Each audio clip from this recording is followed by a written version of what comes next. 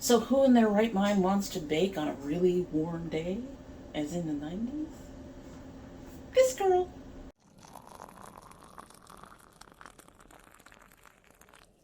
So hello and welcome to Domy Tries This. We are baking on a very warm, like 90-degree day over here, but I've been wanting to do this recipe for a week. I started looking for a sweet bread or sweet roll type recipe. Most of the stuff I found was cinnamon rolls, but then I ran into something called Shoreek, which is an Egyptian sugared brioche rolls. I've only found 2 recipes really. There's like a couple different places that have recipes, but most of them seem to copy from previous people. So I went ahead and looked at the 2. I was originally going to do the first one I found, but I like the second one better. The second one makes more sense to me. The first one had no kneading. The instructions were a little weird and not very clear. This one is a little clearer. It's long in terms of the instructions, but it doesn't look too hard. The thing is, it uses both yeast and baking powder, which surprised me. And so yeah, we are going to get started on making Shoreek. These are not part of the recipe, but I'm starving, so we're going to have them over here on the side, and I'm going to try to eat them at some point. Got all our ingredients out. I need to cut my butter. I actually need to soften my butter a little bit. So I'm going to throw this into the microwave for about 5 seconds, just to soften it up just a touch. And I also have to heat up my milk. They said about 20 seconds? Yeah, 20 seconds for the milk. Alright, so the first thing I need to do, according to my instructions, is I need to go ahead and cut up this butter. I did have to run the milk just a little bit longer because I wanted it close to yeast temperature, because it's going to be going in the yeast, and it wasn't anywhere near warm enough. Now it says just to cut this in pieces. This took me about I guess 10 seconds on the microwave to soften it up. I may have softened it up a little bit too much, but it was done in 2 things. So I did 5 seconds and then I did another 5 because I didn't want it to completely melt. So we've got our butter cut up and we got our butter on our hands. Alright, so we have the milk done. Pour into large bowl. Well, hopefully this will be enough for our large bowl. I have a very large bowl in the back, but y'all know that's my rising bowl. So we're going to go ahead and pour this in here, which should cool it just a bit because the bowl is kind of cold, which is a good thing because I actually got it a little on high heat, a little higher. Then it says to add 1/2 cup packed light brown sugar and 1 tablespoon of active dry yeast, and whisk. So here's my whisks. Got my whisks. And we are going to, I didn't bring my cups down. Hold on a minute, folks. Let me go get my cups. We knew we forgot something. We always forget something, right? It's not the wipes, it's the cups, apparently. Alright, so 1/2 cup packed light brown sugar. Right here. Yum, yum, yum. I love these Sterilite, no, not an ad. It's not an ad. But I love these Sterilite containers for holding our stuff. It really does help keep everything nice and contained and protected from, you know, the pests of apartments and shit. And keeps things mostly fresh, fairly fresh. They're not 100%, you know, airtight. There's our sugar. Typically, when a recipe just says light brown sugar and doesn't say anything about packing it, they don't want it packed. Sometimes I will pack it anyway. But there's our 1/2 cup of packed light brown sugar. Throw that in. Sploosh! That was a big sploosh. Alright. We might need this later. So I'm going to put this back here. Out of the way. We are out of the way. We have our And then it says 1 tablespoon of active dry yeast. So here's my yeast. I'm really kind of surprised that with 1 tablespoon of yeast, they also want baking powder. Uh-oh, okay, that's fine. I have 1/2 tablespoons in here. Find a 1/2 tablespoon. 1/2 tablespoon. And we will just take this, shake it out so it's flat, and put in 2. Ta-da! 2. Okay. Alright, mix that in. Yeast, I can smell the yeast. I love it. I love it. I love it. I love it. I know the smell of yeast is actually kind of interesting. I'm sure a lot of people really don't like it. But I like it because it indicates that my yeast is a good yeast, right?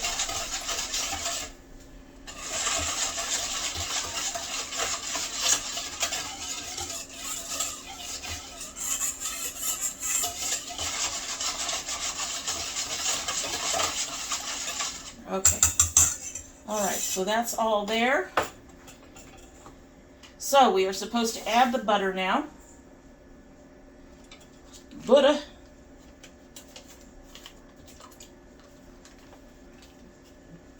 I'm gonna lean over here. Let me grab this.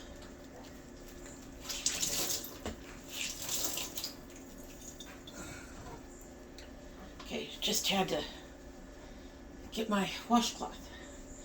Then it says 1 large egg. So I've got an egg.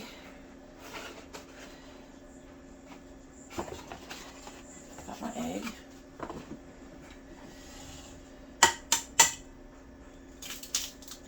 Large egg. And 1 teaspoon of vanilla extract. 1 teaspoon. Vanilla extract. Yeah, let me just open it this way.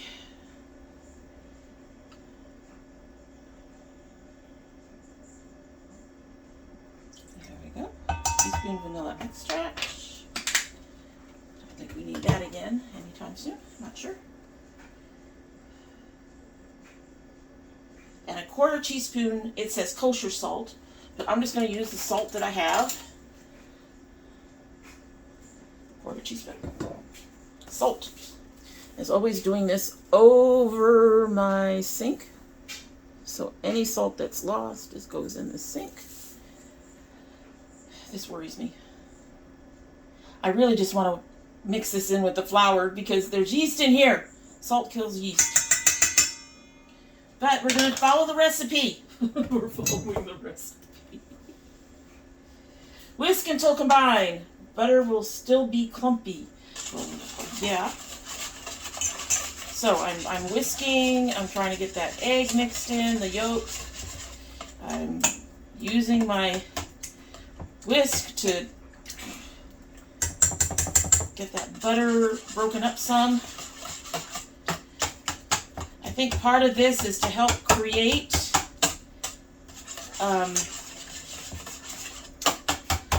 flakiness. Butter is what creates the flakiness in layers and croissants and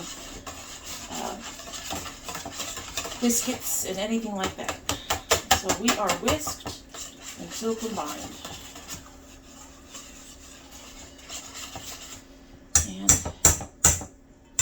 And our butter, it looks kind of gross. I don't know if I can get that down there where you guys can see it, but it looks kind of gross.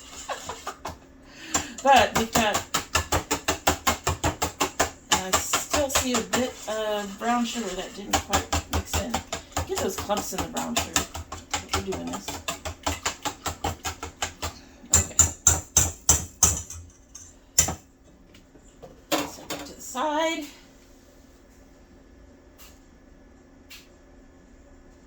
So now we add the flour. They asked for cake flour. I'm just using all-purpose. And a 1/2 teaspoon of baking powder. This is just weird to me. I'm just going to go with that. This is so weird. teaspoon. I'm going to sprinkle the baking powder over the top. I don't know what you are, but we don't need you in our stuff. Come on, come on. Just going to sprinkle this over the top.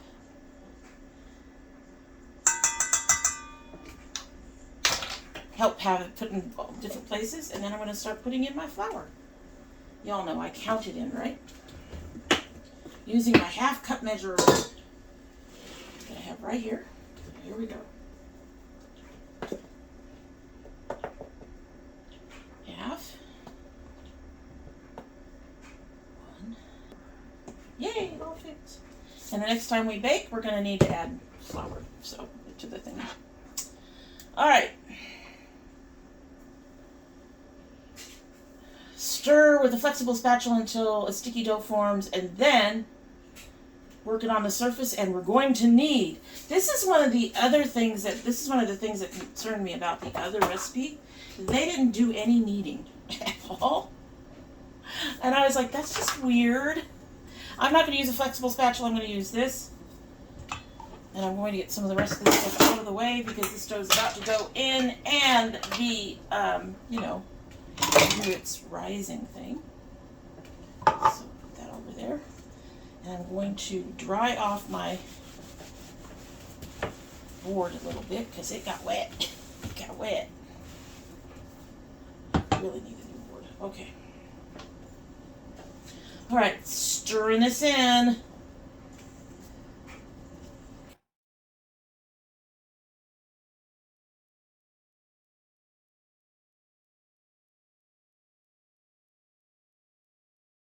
I'm going to very lightly flour my surface too. Very lightly.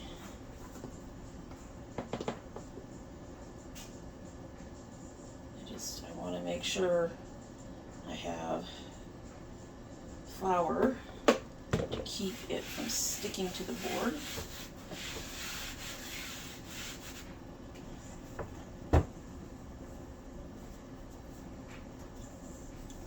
See it? We're developing our shaggy dough, sticky shaggy dough. It's very sticky and shaggy. Not everything is working in, which is probably one of the reasons why they want you to knead it. So I'm just going to go ahead and toss it out now. Come on, out. All of you. All these flour pieces, all this stuff stuck on the bottom, going on the board. On the board! Okay. Come on. Come on. Everything.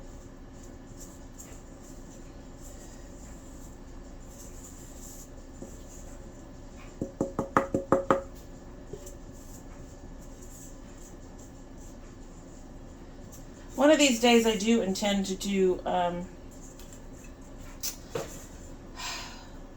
yeasted sticky rolls, like cinnamon rolls. I just haven't gotten around to it. Even when they're not yeasted, cinnamon rolls are a bit of work. So they're a bit of work.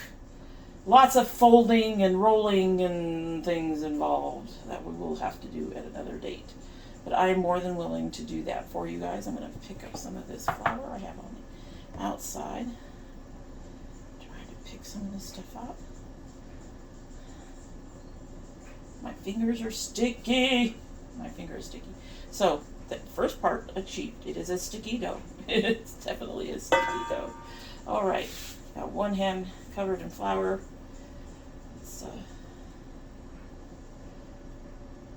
So this is not the type of dough I'm used to, kneading. It's a little on the looser side, I guess. But I am now supposed to be pulling it all together and kneading it until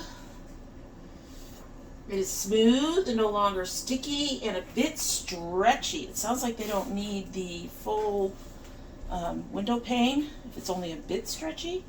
Trying to get all these pieces worked in. They say about 15 to 20 minutes. If dough is too sticky to work with, you can add a little bit more flour after you knead it for about 5 minutes. But a little patience with the kneading will eventually result in a workable and smooth ball of dough. Okay. Okay. We won't have you watch the kneading process for the next 20 minutes because you all have watched me knead dough.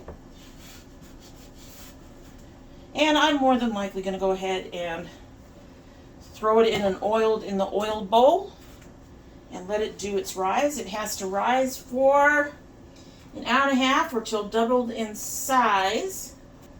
And then we divide the dough into 12 portions, and you'll get to watch that part because that's where I have to shape it. That's one of the things that caught my attention about this particular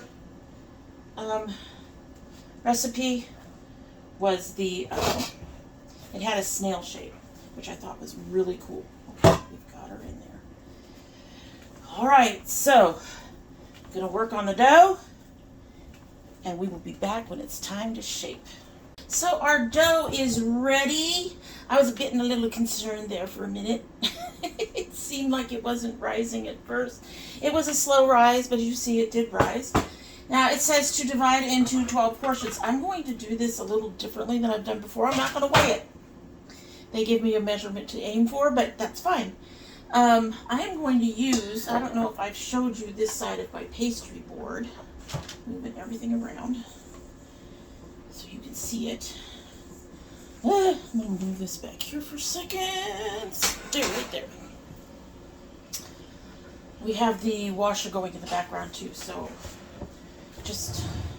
anyway.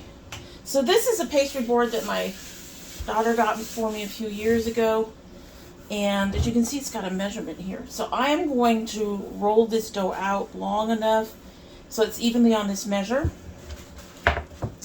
and then I'm going to cut it into the 12 portions using a pastry cutter. I use these to make my rolls, my cinnamon rolls too. So let's get this dough out. I did do my poke test. It does come back nice and slow. So I'm going to take that out. And then, like I said, I'm going to spread this out a bit. Roll this out a bit. And this is about 14, so we want 12. So I'm going to get this down to 12, I guess, from the end, from the one end. Swoosh it up. I want to make sure it is all right there. That's on the beginning. There's our 12. And now this should be easy for me to just cut. Not a lot of manipulation involved. So I'm going to start at the 6, which is right here. And just cut down. Break that. Work with 1/2 at a time. And then do these in 1 inches. We should just get 6 if we do it that way. 1. There's the 2. Hopefully those are fairly close to the same. I'm going to go ahead and cut this one. Let my washer finish doing what it's doing because it's about to get loud, I think. Anyway, so I will be right back. Okay, so now we got these. And it wants me to take each one of these and make it into a long rope, about 11 inches long. So we're going to start, the way I'm rolling this out is I'm starting in the middle of the puff. Let me bring you guys down just a little bit. All right, so that puts you closer down to the board. So like I was saying, I start in the middle and I'm rolling outward. And because I have measurements, I know where 11 is. And I'm keeping the top fairly close to the beginning of my board where I have, this is a 1 and this is the beginning, like you know, your usual measuring stick, ruler. All right, so that's about 11. And then it wants me to roll it up in a coil, I think. Start at one end, coil tightly until you reach the other end to form a spiral. So we're forming spirals. So just going to start in here, and we're going to just tuck it under, and then I'm just going to roll it until I got a spiral.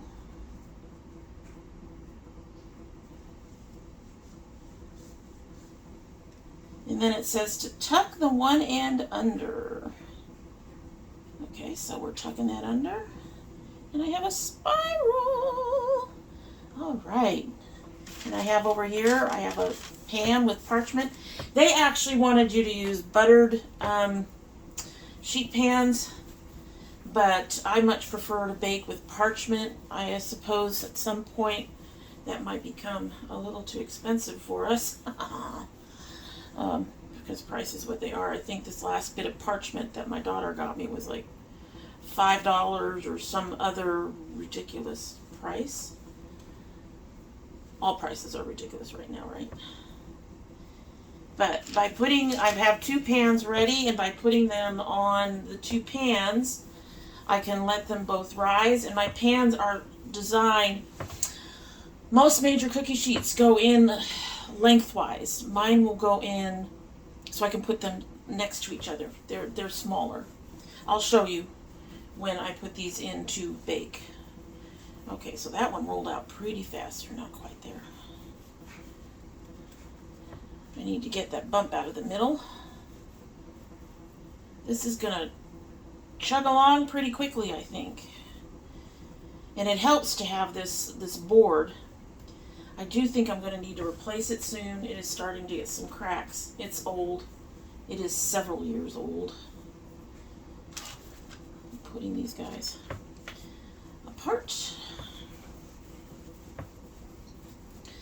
Alrighty, so I'm going to go ahead and finish these up. And then when I'm done, and they're ready to go, they have to go back under a towel and rise for about another 40 minutes until they're slightly puffed. So I will show them to you just before they go under. Well, why don't we wait until we go into the oven? That way you can see how the pans go into the oven, and that way I don't have all these short little cuts. So we will be back, and I will show you me putting them into the oven after they've puffed up and done their thing. So, see you back in a few. Rolling away. Look at how big and beautiful and puffy these got. I'm so excited. Okay, so I am actually going to use a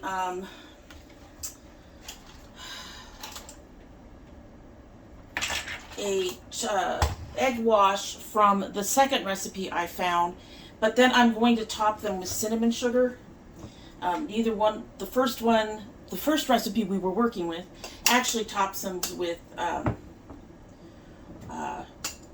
white sesame seeds. I don't have those, and we have people in the house who are just not into that kind of crunch or anything. All right, so we're starting off with an egg to make our egg wash.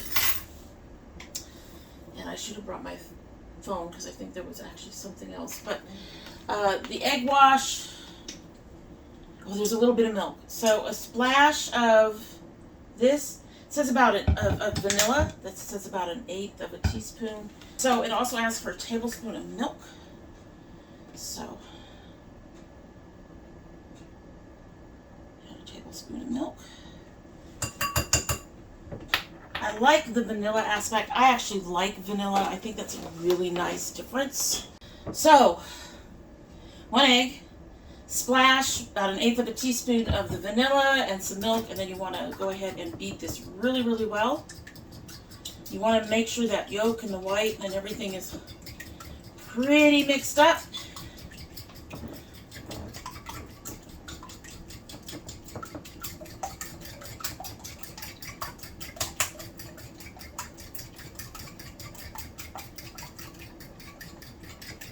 These look so lovely. These look so cool. I was like, they're so tiny when I put them on the tray. And they're starting, one of them, a couple over here are starting to touch a little bit. I don't want to move them around too much, so I'm not going to mess with them. All right, so the other thing is, this is what I'm doing differently. I'm going to make a cinnamon sugar to put on top. Just to sprinkle on top. And since I just want to do a sprinkle, I'm going to use half a tablespoon of cinnamon. Set that down. Put that away. Come over here. These look so neat. Oh God. I had to tell you, it's not too frequently that I have a recipe that makes me nervous. But this one made me nervous because it looked like nothing was coming up. Alright, and then I'm going to use a whole tablespoon of sugar.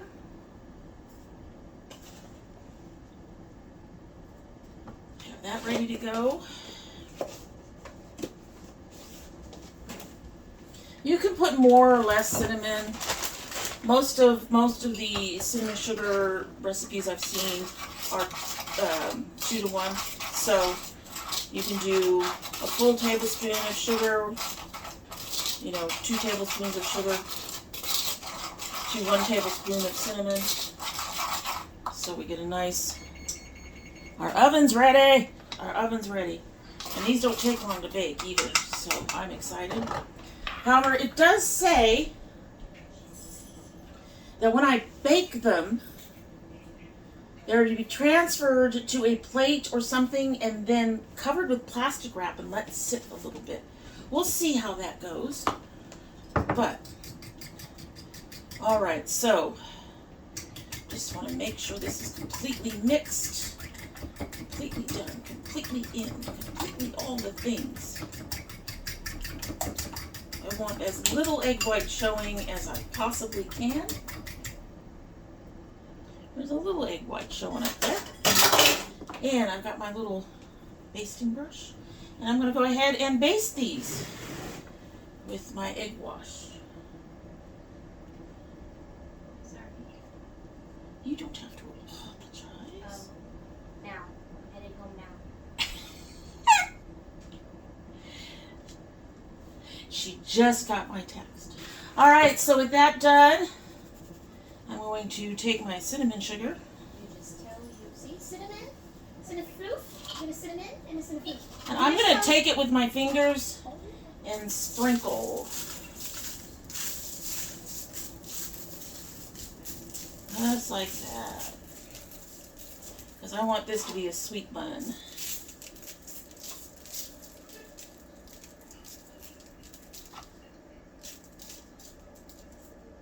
Now, if I have some left over, which I probably will from the next ones that I'm going to go ahead and do the whole thing with again.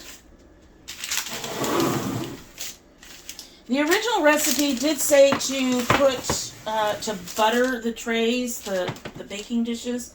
I much prefer using parchment. I'm going a little heavy on this egg wash. Probably should go a little lighter.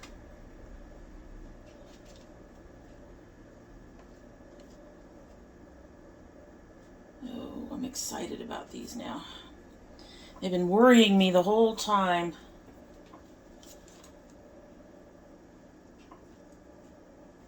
They're a very slow rise is what it is. And when I went to check them about 30 minutes or so in, they didn't look like they had done much. But at an hour and a half, hour 45 minutes, I did my finger check and they were fine. So I am very, very excited to try these. Some of these are probably bigger than the others because, I suspect the way I divvied up the dough wasn't precise. And also, I think some of them got kind of rolled a little differently. That's okay. I am not a professional baker, and I am not trying out for the Great American Baking Show. All right, more sprinkle sugars.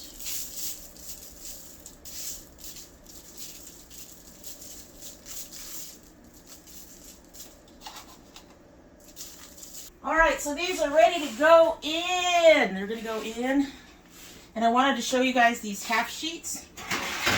These things work really beautifully when you're baking cookies or anything else because they only take up half your oven. And I have found that with baking with these half sheets, I can actually get more baked at one time. Oop, don't do that. Don't do that. But I can get more baked at one time than if I used a regular cookie sheet that goes in your oven this way. So those are going to bake about 15 to 20 minutes. And then we will be back. We'll be back.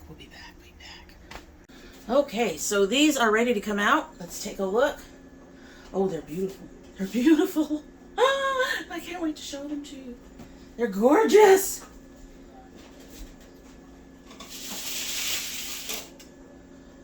Okay, so they were supposed to be a little golden brown. These are a little bit darker probably than what they should be. But there you go.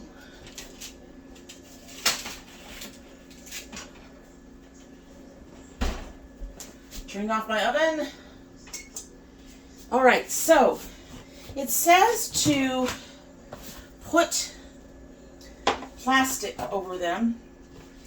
I'm going to put them in here in this big tub. And I'm going to put this lid over them and let them steam for the 10 minutes they say to let them steam. This will be a little easier than using plastic wrap. Ooh, got my nail. But, oh boy, okay. I'm going to bring you back down so you can watch me transfer them to the bowl. I'll do this. Hopefully all of these will fit in here. I think they should. Oh, they're slightly stuck. All right. Just on the edges where the egg wash went a little bit too much. But there, we're putting them all in. These are beautiful. Oh no, I don't know if they're going to all fit. I don't know if they're all going to fit. I don't think they're all going to fit. You may have to layer some of them on top of each other. I don't know. Another reason for parchment, it's very easy to clean up a parchment pan. Whereas when you bake anything directly on your baking sheet, you're looking at things hanging on. All right. I'm shoving things around and seeing if I could fit these last ones in here without sitting on top of anything. I suspect a couple of these are just going to have to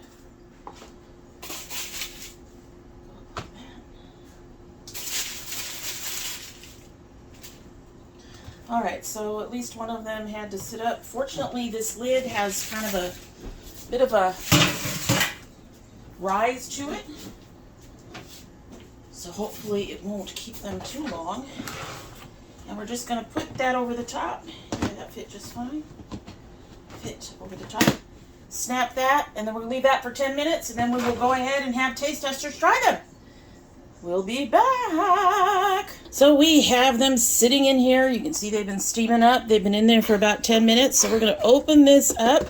And if you can hear from the coughing over there in the background, I've got one of my taste testers home to give these a try. Warm. Hopefully good. So my love, pick one.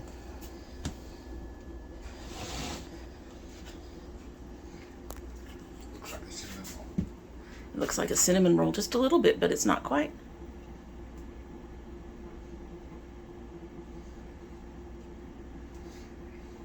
It's lighter on the sugar and everything. Mm-hmm. You're thinking real hard. Yeah, it's good. Just feel like it needs more? Mm-hmm. Well, this is Egyptian Shoreek. This is their sweetbread. So. Like a Mexican sweetbread. Kind of like a Mexican sweetbread. What would you want me to add?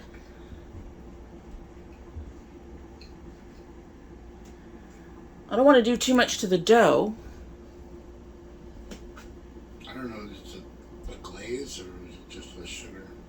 It's a cinnamon sugar. And the first one actually only wanted it topped with sugar. And the second recipe that I used only wanted it topped with milk and white sesame seeds. So I did a cinnamon sugar because I wanted a sweet bun, at least a slightly sweet bun. Yeah, it's slightly sweet. It's a little dry, but I've noticed Mexican breads are like that too. So. Well, it was also my first time doing it, so I may have done. But I mean, it may be the way it's supposed to be. That's true. It may be the way it's supposed to be. Mexican sweet breads to me are really dry. I figured you'd like something like this that has sweetness, because it does have brown sugar in the dough. So it has some sweetness in the dough.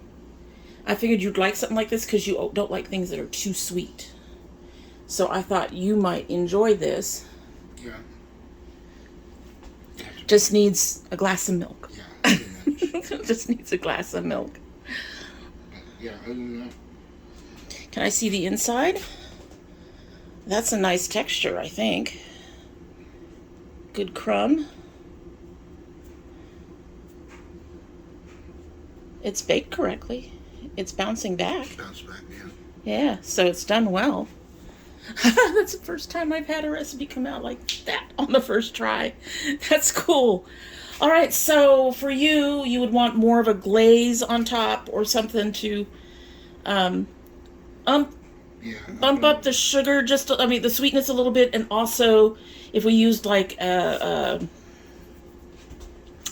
very thin kind of icing, yeah, that might lighten up the dryness for you, something like that. Yeah? All right. But still, other than that, something you can grab and go from the morning. Yeah. I'm just looking for something different to do. Hi. She's had a rough couple of days, I gather. But anyway, so we have our second taste tester. Pick one. All right.